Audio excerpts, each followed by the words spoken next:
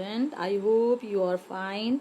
Today, lecture number 13. In this lecture, we will continue the remaining topic of the chapter reproduction, that is artificial method of asexual reproduction in plant.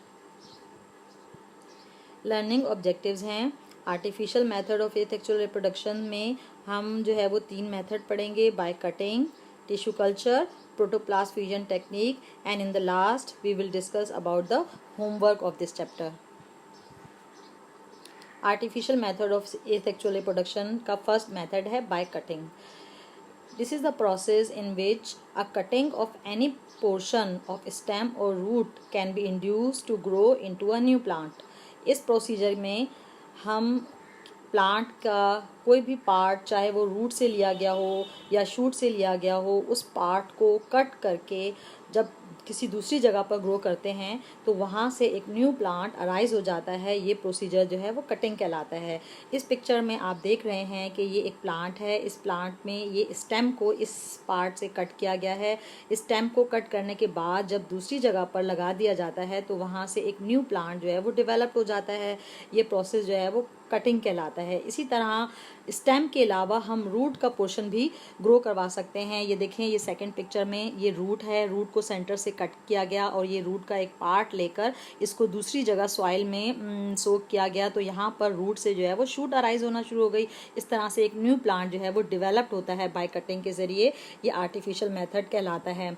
अच्छा, जब अक्सर आपने देखा होगा, आप किसी जगह जाएँ तो वहाँ से रोज़ प्लांट जो है वो ले लिया जाता है. आप जो है वो उसका शूट कट कर लेते हैं, तो चाहते हैं कि ये इसकी स्टेम जो है वो कटिंग करके हम अपने घर में भी इस तरह से प्लांट को ग्रो करवा लें.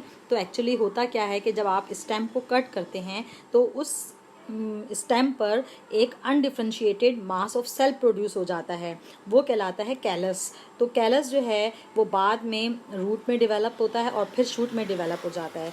तो ये एक्चुअली एक ऐसा प्रोसेस है जिसमें प्लांट का एक पार्ट, चाहे वो रूट से हो या शूट से हो, लेकर जब उसे कट करके दूसरी जगह पर सोक किया जाता है तो वहाँ से एक न्यू प्लांट अराइज होता है, जिसे हम जो है वो प्रोसेस को उस प्रोसेस को हम कटिंग कहते हैं.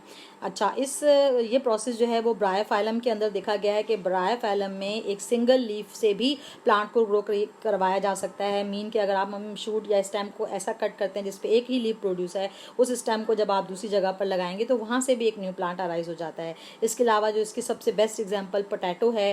पोटैटो ट्यूबर जो मैंने आपको बताया, पोटैटो ट्यूबर के ऊपर एक आई बड जो है वो प्रोड्यूस हो जाता है. अगर आप उस आई बड की जगह से पोटैटो को कट करके ज़मीन में लगा देते हैं तो वहाँ से भी एक न्यू प्लांट अराइज हो जाता है. और आप उस आई बड जो बहुत सारे पोटैटो के ऊपर बने हुए होते हैं, तो इस तरह से एक ट्यूबर से आप 5 to 6 जो है वो न्यू प्लांट ग्रो करवा सकते हैं. तो ये जो है वो एक आर्टिफिशियल मेथड है जिसमें हम प्लांट के ही पार्ट से दूसरा प्लांट ग्रो कर सकते हैं. सेकेंड जो मेथड है वो है टिश्यू कल्चर. ये टिश्यू कल्चर मेथड जो है रिसर्चर बहुत ज़्यादा यूज़ करते हैं. और इस टिश्यू कल्चर के प्रोसेस में प्लांट का एक टिश्यू जो है वो ले लिया जाता है. प्लांट से जो है वो टिश्यू कलेक्ट किया जाता है, पीस ऑफ टिश्यू कलेक्ट कर लिया जाता है और उसको ग्रो करवाकर उससे एक न्यू प्लांट अराइज होता है. ये प्रोसेस जो है वो टिश्यू कल्चर कहलाता है. इस प्रोसेस में एक्चुअली क्या होता है कि प्लांट से एक पीस ऑफ टिश्यू जो है वो ऑब्टेन किया जाता है. वो पीस ऑफ टिश्यू जो है वो पीस ऑफ टिश्यू जो लेते हैं उससे जो है वो एक अनडिफरेंशिएटेड मास प्रोड्यूस हो जाता है, जिसको कैलस कहते हैं. आप इस प्रोसीजर में देख रहे हैं कि पेट्री डिश के अंदर यहाँ पर ये कैलस मौजूद है.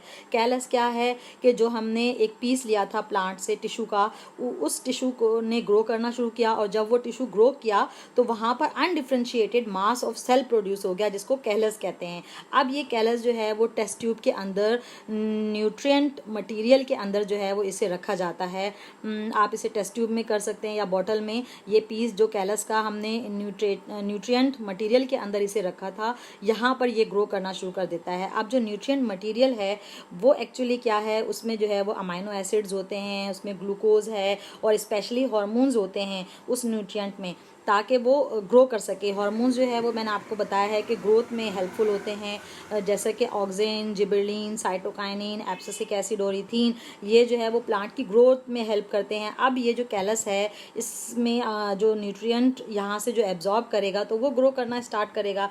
जब वो ग्रो करेगा तो वो ग्रो करके एक न्यू इंडिविजुअल जो है वो अराइज कर देगा। ये टेक्निक जो है वो टिश्यू कल्चर टेक्निक कहलाती है। इस टेक्निक के ज़रिए से हम बहुत सारे यूज़फुल प्लांट जो है वो बना सकते हैं। फॉर एग्जांपल जैसे जो पाइन ट्री है उस ट्री से हम वुड हासिल करते हैं, वो हमारे लिए बहुत यूज़फुल है। तो हम एक टिश्यू कल्चर के ज़रिए से उसके थाउजेंड्स ऑफ ट्रीज़ जो है वो बना सकते हैं और अपनी जो उससे ज़्यादा से ज़्यादा लकड़ी हासिल कर सकते हैं।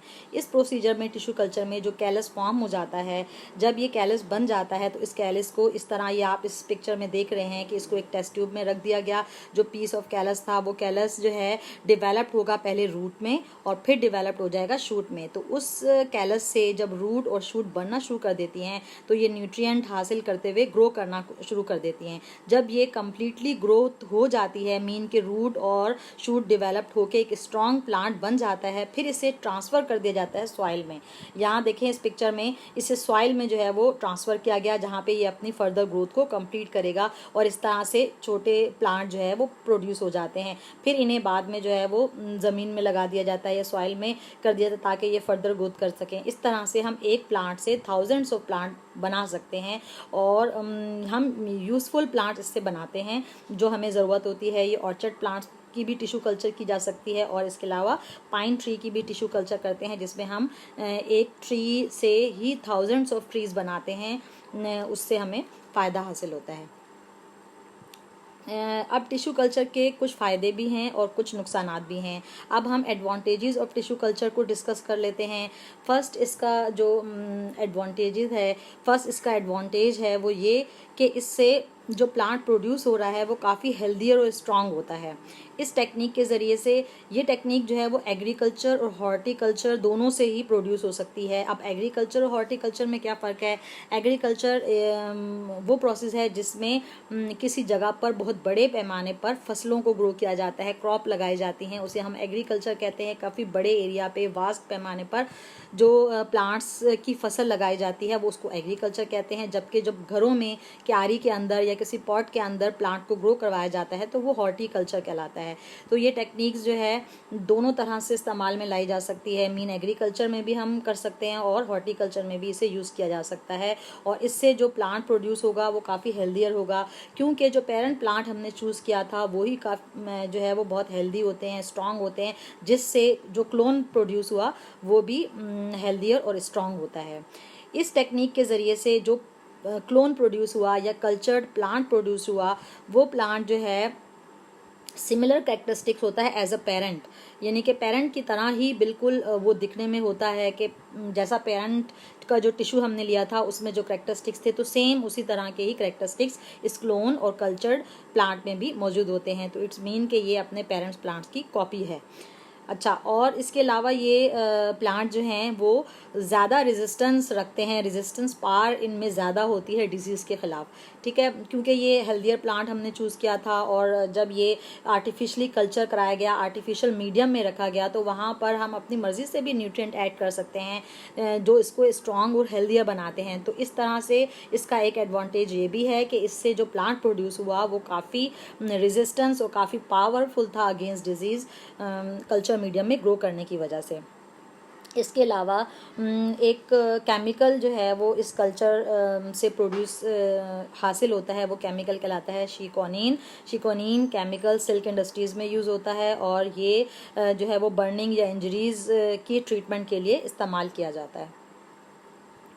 Disadvantages of tissue culture, These plants are sterile, do not produce sexually। अब इसका एक डिसएडवांटेज ये है कि इससे जो क्लोन बना या जो कल्चर्ड प्लांट था वो स्टीराइल होता है। स्टीराइल क्या है? स्टीराइल का मतलब ये है कि they do not take part in the fertilisation.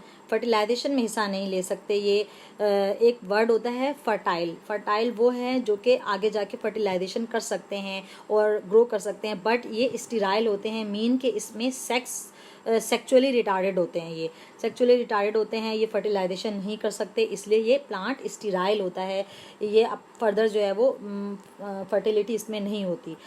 Second इसमें यह है कि इसकी जेनेटिक कैरेक्टरिस्टिक्स जो है वो जेनेटिक कैरेक्टरिस्टिक्स में वेरिएशन नहीं आ सकती।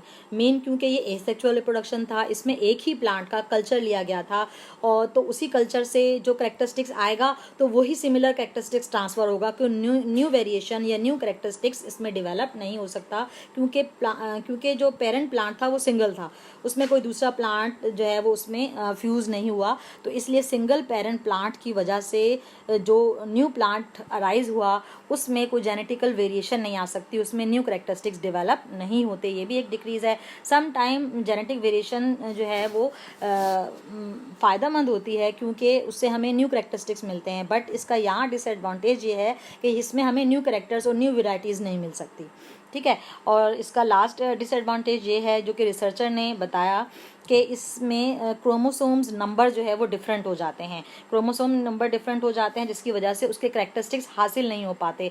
फॉर एग्जांपल पाम एक ट्री था जो कि मलेशिया में ग्रो करवाया गया टिश्यू कल्चर के ज़रिए से। जब ये प्लांट कंप्लीट हो गया, प्लांट ग्रो कर गया और जब बना तो उसने ऑयल प्रोड्यूस नहीं किया, मीन उसमें कैरेक्टरिस्टिक्स ही नहीं आए। वो क्यों नहीं आए? क्योंकि क्रोमोसोम नंबर डिफरेंट हो गए थे। तो इसलिए इस टेक्निक का एक डिसएडवांटेज ये है कि कैरेक्टरिस्टिक्स जो है वो सम टाइम डेवलप नहीं होते और न्यू वेराइटीज़ में डेवलप नहीं होती। लास्ट है protoplast fusion technique. Protoplast fusion technique एक ऐसी टेक्निक है जिसमें प्रोटोप्लास्ट जो है उसमें फ्यूज करवाया जाता है। प्रोटोप्लास्ट क्या है? एक प्लांट का सेल होता है जिसकी सेल वॉल रिमूव्ड होती है। तो ये प्रोटोप्लास्ट की फ्यूजन से ही एक न्यू प्लांट ग्रो होता है। अब इसमें जो है वो दो तरह के प्लांट का प्रोटोप्लास्ट जो है वो कलेक्ट किया जाता है। एक प्लांट का प्रोटोप्लास्ट लिया जाता है और दूसरे प्लांट का भी प्रोटोप्लास्ट लिया जाता है। जैसे आप इस पिक्चर में देख रहे हैं कि ये प्रोटोप्लास्ट जो है वो एक प्लांट का है और ये प्रोटोप्लास्ट जो है वो दूसरे प्लांट का है। अब इनमें दोनों प्लांट्स के प्रोटोप्लास्ट को एक जगह पर रखा जाता है। तो इस प्रोसीजर में क्या होता है कि पहले एक प्रोटोप्लास्ट ले लिया जाता है, फिर उनको दोनों के प्रोटोप्लास्ट को एक जगह पर रखा जाता है। वहाँ पर प्रोटोप्लास्ट का जो साइटोप्लाज्म है वो फ्यूज्ड हो जाता है। प्रोटोप्लास्ट एक्चुअली क्या होता है कि सेल वॉल उसकी रिमूव्ड होती है और उसमें साइटोप्लाज्म और न्यूक्लियस है प्रोटोप्लास्ट में। तो सबसे पहले फ्यूजन ऑफ साइटोप्लाज्म हो जाएगी। तो जब साइटोप्लाज्म फ्यूज्ड हो जाता है तो वहाँ पे एक न्यू सेल जो है वो फॉर्म हो जाता है। अब इस प्रोटोप्लास्ट फ्यूज्ड को लेकर जो है वो ग्रो करवाया जाता है, तो उसके इर्द गिर्द सेल वॉल जो है वो बनना शुरू हो जाती है। सेल वॉल जब बनेगी तो वो एक न्यू सेल डेवलप हो जाएगा। जैसे कि आप इस पिक्चर में देख रहे हैं कि यहाँ पे ये एक प्रोटोप्लास्ट एक सेल का है, ये दूसरे सेल का प्रोटोप्लास्ट है। इसको आपस में एक साथ रखा गया तो इसमें फ्यूजन स्टार्ट हो गई, मीन इसका साइटोप्लाज्म फ्यूज्ड हो गए। तो जब साइटोप्लाज्म फ्यूज्ड हो गए तो फिर उनके इर्द गिर्द सेल वॉल बनना शुरू हो गई। जब सेल वॉल बनना शुरू हो गई तो ये सेल वॉल बन के एक न्यू सेल अराइज हो गया। अब ये न्यू सेल जो है वो एक न्यू प्लांट में जो है वो डेवलप हो जाएगा। ये प्रोसीजर कहलाता है प्रोटोप्लास्ट फ्यूजन टेक्निक। इस प्रोसीजर के अंदर जो है जो प्रोटोप्लास्ट लिया जाता है उसकी पहले स्क्रीनिंग की जाती है, मीन के वो हेल्दियर प्लांट है और स्ट्रॉन्ग प्लांट है जो कि जिसका प्रोटोप्लास्ट हासिल किया जाता है, ताकि एग्रीकल्चर की वैल्यू बढ़ सके। एग्रीकल्चर के अंदर जो प्लांट बनेगा वो उसमें वेराइटीज़ आ सकें, ठीक है। तो इस प्लांट से प्रोटोप्लास्ट फ्यूजन टेक्निक के ज़रिए से भी हम न्यू इंडिविजुअल और न्यू प्लांट ग्रो कर सकते हैं और इससे हमें डिफरेंट वेराइटीज़ डिफरेंट कैरेक्टरिस्टिक मिल सकते हैं, क्योंकि इसमें दो तरह के प्लांट का प्रोटोप्लास्ट यूज़ हो रहा है। तो दोनों तरह के कैरेक्टरिस्टिक्स मिक्स हो जाते हैं और एक न्यू इंडिविजुअल प्रोड्यूस होता है जो कि इसका मिक्सर होता है दोनों का, ठीक है। प्रोटोप्लास्ट फ्यूजन टेक्निक के प्रोसेस की एग्जाम्पल जो है वो पोटैटो और ब्लैक नाइट शेड प्लांट है। पोटैटो जो है वो सोलेनम ट्यूबरोसम और ब्लैक नाइट शेड जो है वो सोलेनम निग्रम। अब ये दोनों प्लांट्स जो है इसको प्रोटोप्लास्ट फ्यूजन टेक्निक के लिए इस्तेमाल किया गया। इन दोनों प्लांट्स का प्रोटोप्लास्ट कलेक्ट किया गया, उसको आपस में एक साथ रखा गया, वहाँ पे साइटोप्लाज्म जो है वो फ्यूज्ड हुआ, जैसे आप इस पिक्चर में देख रहे हैं। This is the cell wall. अब ये प्रोटोप्लास्ट सेल वॉल इसकी रिमूव कर दी गई और ये प्रोटोप्लास्ट है। प्रोटोप्लास्ट के जो साइटोप्लाज्म थे वो आपस में फ्यूज्ड हो गए। साइटोप्लाज्म में यहाँ पे सेल फ्यूजन हो गई, सेल फ्यूजन के बाद न्यूक्लियर फ्यूजन हो गई। अब ये न्यूक्लियर फ्यूजन के बाद एक न्यू सेल जो है वो डेवलप हो गया जिसको सोमैटिक हाइब्रिड सेल कहा गया। ये न्यू सेल जो है वो अब ग्रो करके एक न्यू प्लांट में तब्दील हो जाएगा और इसके ज़रिए से जो है वो हम न्यू प्लांट को ग्रो करवा सकते हैं। ये प्रोटोप्लास्ट फ्यूजन टेक्निक जो है वो पोटैटो के प्लांट्स में भी देखी गई है कि इसमें ये है कि जो ब्लैक नाइट शेड प्लांट है इसमें करैक्टरिस्टिक्स होता है कि वो जो है वो डिजीज़ के अगेंस्ट जो है वो काफ़ी पावरफुल होते हैं। इन दोनों को एक साथ जब रखा गया तो पोटैटो में भी ये करैक्टरिस्टिक्स शामिल हो गया, जिसकी वजह से जो है वो पोटैटो में भी एक न्यू करैक्टर डेवलप्ड हो गया। तो इसका प्रोटोप्लास्ट फ्यूजन टेक्निक का एक फ़ायदा ये है कि वो करैक्टरिस्टिक जो किसी प्लांट में नहीं है वो दूसरे प्लांट से हासिल करके करैक्टरिस्टिक्स लिया जा सकता है। तो प्रोटोप्लास्ट फ्यूजन टेक्निक का एक फ़ायदा ये हुआ कि जो पोटैटो में रेजिस्टेंस पावर नहीं थी तो इसने जो है वो रेजिस्टेंस पावर को गेन कर लिया, किससे? ब्लैक नाइट शेड प्लांट से करैक्टरिस्टिक्स को ऑब्टेन कर लिया। तो ये एक लास्ट प्रोसीजर और लास्ट मेथड था जिसके ज़रिए से हम न्यू प्लांट को ग्रो करवा सकते हैं।